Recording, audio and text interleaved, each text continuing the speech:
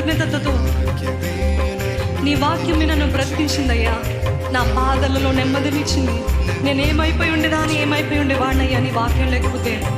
నీకే వందనమయ్యా, నీకే స్తుతులయ్యా. నీ చిత్తమా